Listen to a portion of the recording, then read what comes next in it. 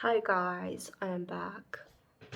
За өмнө нь яг бичлэг хийчээ тэгээ алга болсон байхгүй юу? Ер нь айгүй давгүй байгаад тэгээд дахиад шинэ бичлэг, шинэ сэдвээр уулзах чинь энэ юу вэ гэхлээр ерөнхийлөгчийн тэтгэлэг одоо ер нь бол яаж дууссан гэдэг хүүхдүүд айгүй сонирхож байгаа юм байлээ. Тэгээд би яг ерөнхийлөгчийн тэтгэлэгт хамрагдсан энэ жил хамрагдсан хүнийхээ хуваар яг юу болдог, ямар процесс болдог гэдгийг таадад их гоё тийм тайлбарлаад өгье гэж бодлоо. За нэгдүгээр ерөнхийлөгчийн тэтгэлэг бол яг хамгийн энгийн ардад ойр тэтгэлэг гэж явдаг.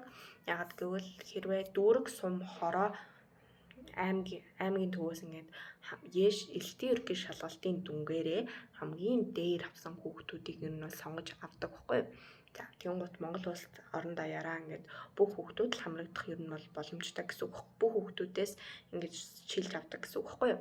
За тэгээд энэ дээр болохоор гол анхаарах юм нь болохоор яэшийн дүнгээ дүүцүүлээгүй байх хэвээр IELTS SAT-гээр дүүцүүлээгүй яг өөрөө өгч авсан байх хэвээр. За тэгэнгუутаа тэрэн дээр болохоор мэдээж яг хоёр хичээлийн дүнгээ дунджаар нь ингэж ирэмбэлдэг байхгүй юу? Тэгэнгუут тэр хоёр хичээлийн нэг нь заавал англи хэл байх хэвээр, хэлний оноо байх хэвээр. Тийм учраас тэрэн дээр бас анхаарах хэрэгтэй. Тэгээд яг дүнг болохоор 8 сарын сүүлчээр юм уу 9 сарын ихээр зарлцдаг боловсролын яамын Facebook пэйж хуудсан дээр. За тэгээд тэрийг ингээд зарим хүүхдүүд нь болохоор бүр ингээд багш нь шууд ангийн багш нар нь залгаад за ингээд тэнцсэн байх шүү, яасан байна, ийсэн байна гэд хэлцдэг юм бэлээ. Надад бол тэгээгүй. Гэт би яг нөө Facebook пэйжээс нь олж харсан. Тэгээд энэнийг яг харсны дараах нь баха нэг маргааш нь лөө ингээд залгсан. За сайн мэн ингээд танд тэнцсэн баяр хүргэе. Та Монгол Улсын их сургуулийн ингээд юун дээр хүрээд ирэх боломжтой, англи тагнад хүрээд ирэх боломжтой нөө гэд. Тэгээд очсон чинь тэнд болохоор бүртгэл хийжсэн. Юуны бүртгэл вэ гэх юм бол за энэ дээр болохоор хэл сонгоно. Ерөнхийлөгчийн тэтгэлэг ингээ хүмүүсийн бас нэг алдаатай юм болохоор ингээд англиар сургадаг, англитэй орнууд руу ингээд явуулцдаг гэж боддсон юм шиг үлээ. За үгүй. Энэ дээр болохоор бүр маш олон хэлүүдийн нэгдүгээрт англи хэл сонгож болно. За англи хэл сонгох юм бол юу болдог вэ гэхэлэр та топ 100 сургууль руу apply даад тэгээд тэрэндээ тэнцсэн урилгаараа сургуулийн ирэмбэр ингээд сүүлд нь хүүхдүүдтэй баахан хүүхдүүдтэй өрсөлдөх шаардлагатай болдог. Англи хэл маш олон хүүхд сонгодог учраас за тэгээ хоёр дахь нь болохоор өөр хэлнүүд байгаа.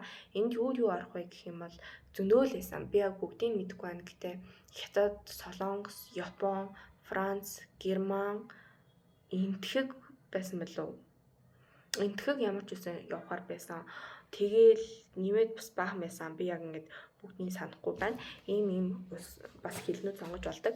Тэгээд энэ хэлнүүд дээр яадаг вэ гэхлээр энэгээр сурсан хүүхдүүд болохоор шууд тэр цаана байдаг тэр тэндээ байдаг сургуулиуд л апплайдаа тэгээд ер нь бол тэнцэх магадлал нь аюу өндөр. Энийд бол ингээд нэг тийм нэг өрсөлдөх гэсэн санаа зовох асуудалгүй шууд явцдаг. За хоёр дахь асуудал. За ингээд энэ бол ингээд дуусчихсан.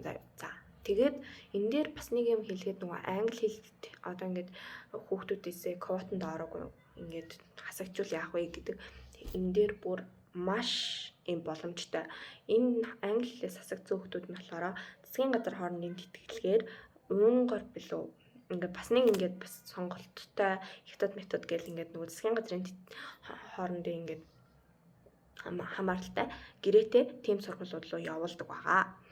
За ингээд мэдээж ингээд яриад ингээд дуслаа. Тэрний дараа англи хэл сонгоцсон бол англи хэлний шалгалт өгнө. За тэгээд шалгалтаар нь группүүд хуваачдаг. Монгол Улсын их сургуулиуд дээр 4 групп байсан.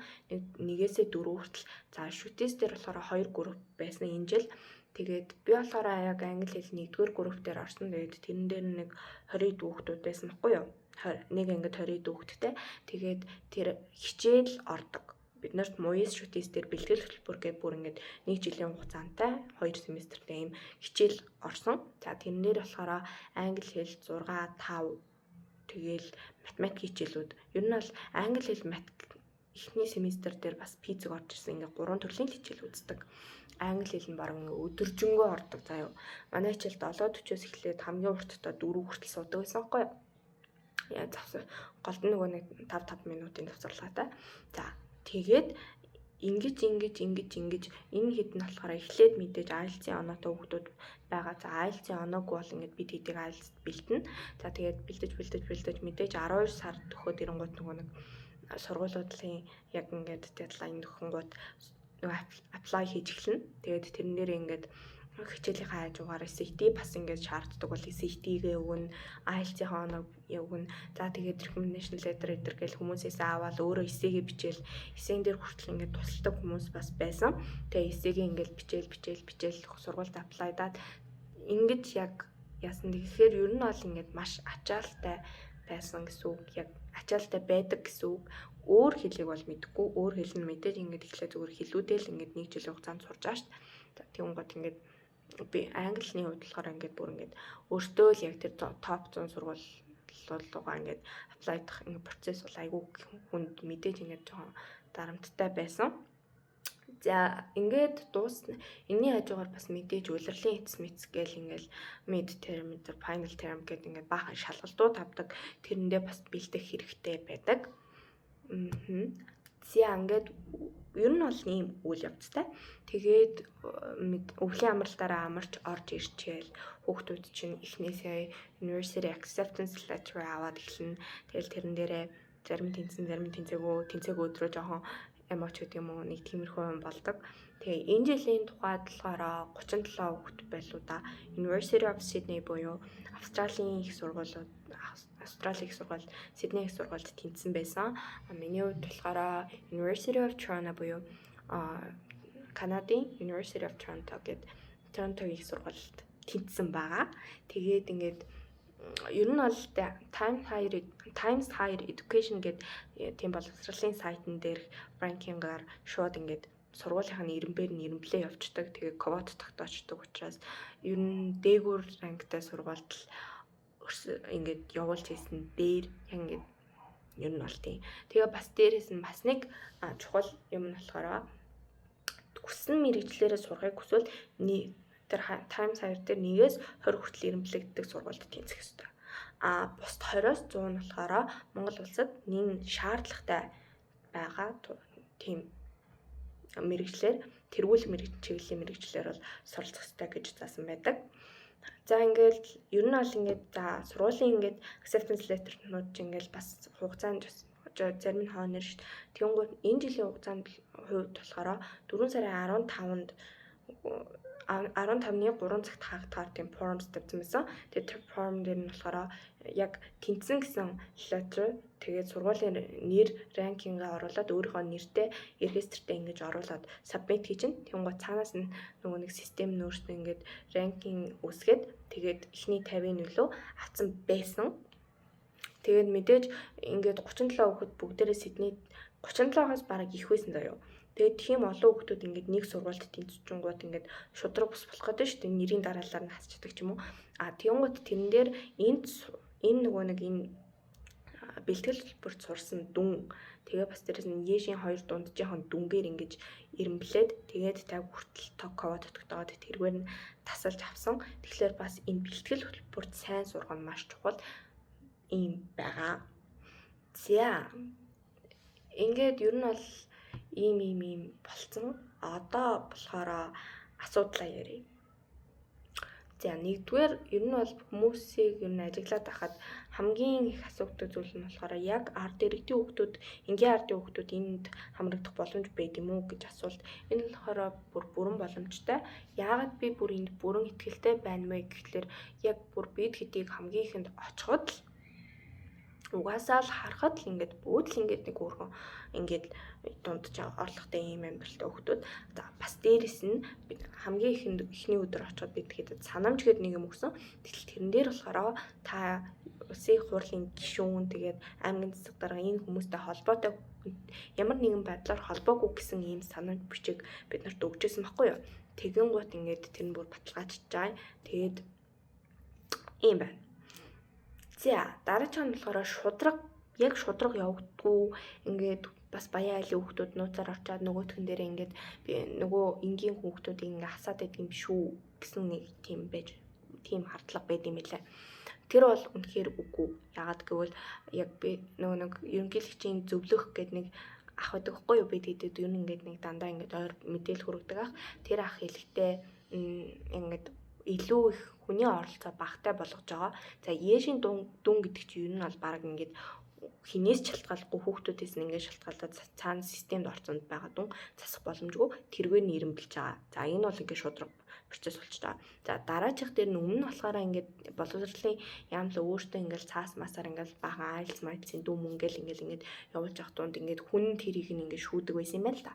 Гэтэл тэрийг нь одоо болиулаад ингээд формсоор авангууд ингээд систем нь өөрөө шүүгээд өчөж чад. Тэнгууд бас нэг ингээд хүний оролцоо хасагдангууд бас шудраг болж байгаа гэж дүгнж байгаа. Тийм мэдээж ингээд 50 хүүхдийн ковотон дээр нь ингээд нөгөө нэр гарсан маш тэр нэрнүүдийн наад ингээ ямар сургууль яасан ийсэн гэдэг ингээ бүх мэдээлэл нь байж байгаа учраас тэр бас ингээ бараг санаа зовлтгүй ингээ зүгээр ингээ миний мэдээллийг бараг нэг банд ингээ харахыг хүсвэл бараг харж хаар ийм байгаад байгаа. За ийм байна. Ерөнхийлөгчийн илгээлт бол ийм байна. За одоо бас нэг яг хүмүүсийн боддог ийм буруу бодлыг тайлбарласан бол бид хэдэд тулгардаг асуудал. Яг чи энд орсноор яг ямар сөрөг талууд байгаа юм бэ гэдэг. Нэгдүгээр болохоор ковод бас 50-аар тогтгоогүй юу гэдэг нь бас эргэлзээтэй байдаг. За хоёрдугаар болохоор энэ одоо ингээд тэнд сурч чадахгүй байх юм бол мэдээж тэнд боловсролын зээлийн сангаас авсан бүх мөнгөө 2 жилийн дотор эргүүлж төлөх ёстой. Тэгэхээр тэнд очиж сургуулаа сайн сурах шаардлагатай болж байгаа. За 3-дугаарт гэх юм бол энэ зөвхөн сургалтын төлбөр дотуур байр тэгээд хүнсний зардал ингээд өгдөг байхгүй юу? Тэнгууд сургалтын төлбөр гэдэг нь чиний яг тэр програм P гэх төлнө.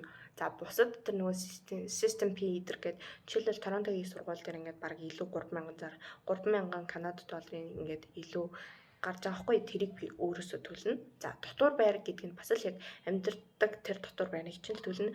Meal plan ингээд заавал ингээд mandatory тэгээд доор ингээд dining hall-тэй accommodation-ууд чинь ингээд дандаа л ингээд meal plan аав идэр гэдэг дандаа ингээд тэр нь mandatory байдаг шүү. Тийм бол тэр бараг жилийн 6,700 Канада доллар эдийг төлдөггүй. Энэ бол ингээд бүр ингээд major red flag заяа. Яг яаж амьдрах гэдэг. Тэгээд 3-р болохоор stipend буюу амжиргааны зардал цагтаа ордоггүй. Энэ бүр ингээд зарим хүмүүс жишээлбэл ингээд нөө дөнгөө явуулдаггүй ч байт юм уу яг тийм үед нь ингээд бүгд ингэж явуулж дуустал ингээд өгөхгүйгээд тэгээ стипенд ер нь бол ингээд яг цагтаа ордоггүй баг ингээд 3-4 сараар хойлцдог ч юм уу ингээд өөртөөрөө болгох процесс айгүй их. За бас нэг юм нь болохоор дотуур байрны төлбөр ер нь ингээ юмнууд нь аюу хүлээлгдэж ордог учраас ингээд таад явах юм бол сургуулиасаа жоохон царайчлах хэрэгтэй. Жоохон хүлээчээрээ манай Монголоос ингэж тэгжин мэдэргээл бичиг явуулвал гал ингээл Google ингээл байж байгаа гэсэн үг. Тэгэхээр жоохон хэцүү. Тэгээд бусдаар бол яг ингээд миний хувьд баяртай байгаа. Энэ тэтгэлэг маш гоё тэтгэлэг. Тэгээд үнэхээр тэнцсэн бол тэгээд явах хэсэг нь одоо ингээд миний ярьсан юмнуудаас дэнэлж үзээд тэгээд явах хэсгээ шийдээрэй. За өнөөдөр болъё доо. Баяртай.